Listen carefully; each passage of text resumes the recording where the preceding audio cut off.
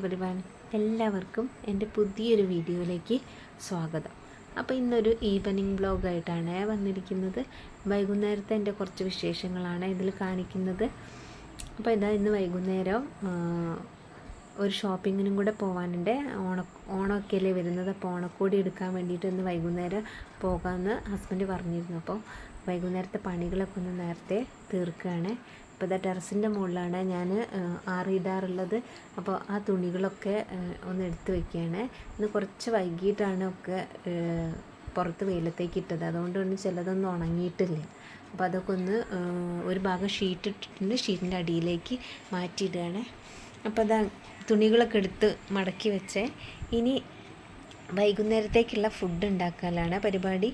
അപ്പോൾ വൈകുന്നേരം അച്ഛനും അമ്മയ്ക്കും ഉള്ള ഫുഡ് ഉണ്ടാക്കി വെക്കുകയാണ്. ഞങ്ങൾ ചിലപ്പോൾ പുറത്തുനിന്ന് കഴിച്ചിട്ട് വരും. അപ്പോൾ ഞങ്ങൾ വരുമ്പോൾ നേരം വൈകി പോയാലോ എന്ന് കരുതിയിട്ട് അവർക്കുള്ളതും കൂടെ ഉണ്ടാക്കി വെച്ചിട്ടാണ് പോകുന്നത്. അപ്പോൾ ഇന്ന് പത്തിരിയാണ് ഉണ്ടാക്കുന്നത്. ഇത് ഞാൻ രാവിലെ തന്നെ കുഴച്ച് വെച്ചതാണ് പത്തിരിപ്പൊടി. ഇന്ന് രാവിലത്തെ ബ്രേക്ക്ഫാസ്റ്റിനും പത്തിരി തന്നെയായിരുന്നു. അപ്പോൾ അതിൽ നിന്ന് കുറച്ച് പൊടി മാറ്റി വെച്ചിട്ട് അതിങ്ങനെ ഒരു കവറിലാക്കി കെട്ടിയിട്ട് ഒരു പാത്രത്തിൽ വെച്ച് പുറത്ത് വെക്കുകയാണ് ചെയ്യുക. ഫ്രിഡ്ജിൽ വെച്ച് കഴിഞ്ഞാൽ ഒരു കല്ല് പോലെ ഇരിക്കും അതുകൊണ്ട് ഞാനിങ്ങനെ പുറത്ത് ഒരു കവറിൻ്റെ അകത്ത് കെട്ടിയിട്ട് പാത്രത്തിലിട്ട് അടച്ച് വയ്ക്കുമ്പോൾ നല്ല സോഫ്റ്റ് ആയിട്ടുള്ള പൊടി തന്നെ കിട്ടും ചെയ്യും. രാവിലെ കഴിക്കുന്നതിനേക്കാളും നല്ല ഒരു പത്തിരിയും കിട്ടും.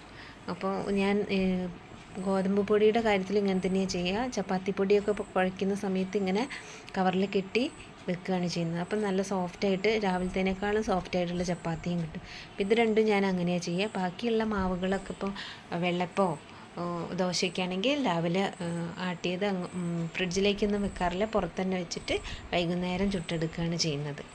അപ്പോൾ പത്തിരിയൊക്കെ മുഴുവനും ചുട്ട് കഴിഞ്ഞ് ഇനി അതെല്ലാം ഒരു പാത്രത്തിലാക്കിയിട്ട് ടേബിളിൽ കൊണ്ടുവച്ചാൽ പിന്നെ അവർക്ക് സമയമാകുമ്പോൾ വന്ന് കഴിച്ചോളും. പിന്നെ ഞങ്ങൾ പോകാനുള്ള തയ്യാറെടുപ്പിലാണ്. അപ്പോൾ മോനെ ആദ്യം തന്നെ റെഡിയാക്കി കൊടുക്കുകയാണ്.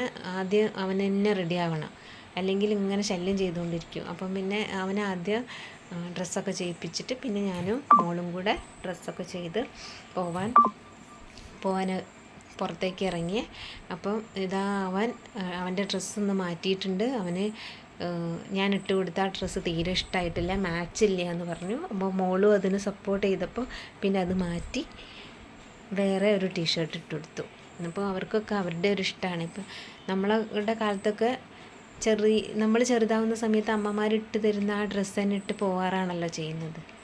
പക്ഷെ ഇപ്പോഴത്തെ കുട്ടികളൊന്നും അങ്ങനെയല്ല. അപ്പോൾ മോനിതാ ഈ ഡ്രസ്സാണ് എടുത്തത്. അപ്പോൾ ഇതും ഒരു ജീൻസുമാണ് എടുത്തത്. അങ്ങനെ അവനുള്ളത് എടുത്തു കഴിഞ്ഞു. പിന്നെ എനിക്കും കൂടെ ഉള്ളത് എടുത്തേ. മോൾക്ക് ഇപ്പോൾ വേണ്ടാന്ന് പറഞ്ഞു. അവൾക്ക് ഇതിന് മുമ്പ് എടുത്തതുണ്ട്.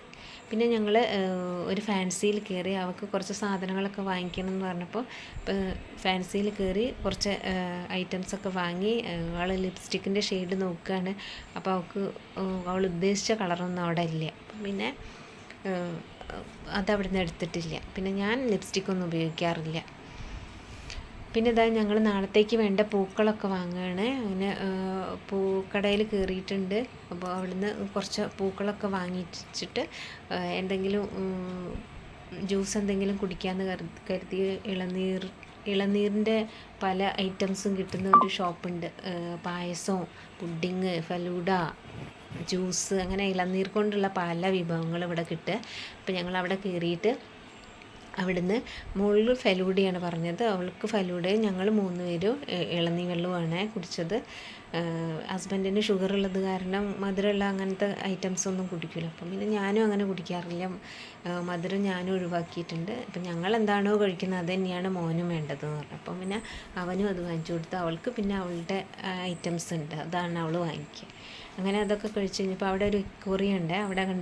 അവിടെ വലിയ അക്വേറിയത്തിൽ ഒരൊറ്റ വലിയ മീനുണ്ട്. അപ്പോൾ അവൾ അത് കണ്ടപ്പോൾ മോള് ഇങ്ങനെ കൈ വെച്ച് നോക്കി. അപ്പോൾ അവളുടെ കൈ ഇങ്ങനെ കടിക്കാൻ വേണ്ടിയിട്ട് മീൻ ഇങ്ങനെ അക്വേറിയത്തിൽ നിന്ന് ഇങ്ങനെ വരുന്നു. അപ്പോൾ അവൾക്കതൊരു രസമായിട്ട് അവളിങ്ങനെ അത് നോക്കി കളിക്കുകയാണ്.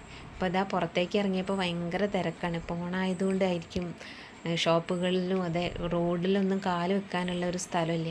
ഞങ്ങൾ വൈകുന്നേരം പോയതാണ്. പിന്നെ രാത്രി ഒരു 8 മണിയൊക്കെ ആയപ്പോഴാണ് തിരിച്ച് വീട്ടിലേക്ക് എത്തിയത്. അപ്പം ഇന്നത്തെ വീഡിയോ ഇത്രയേ ഉള്ളൂ. അപ്പം നിങ്ങൾക്ക് എല്ലാവർക്കും എൻ്റെ വീഡിയോ ഇഷ്ടമായിട്ടുണ്ടെങ്കിൽ എല്ലാവരും ഒന്ന് സബ്സ്ക്രൈബ് ചെയ്ത് എന്നെ ഒന്ന് സപ്പോർട്ട് ചെയ്യണേ. താങ്ക്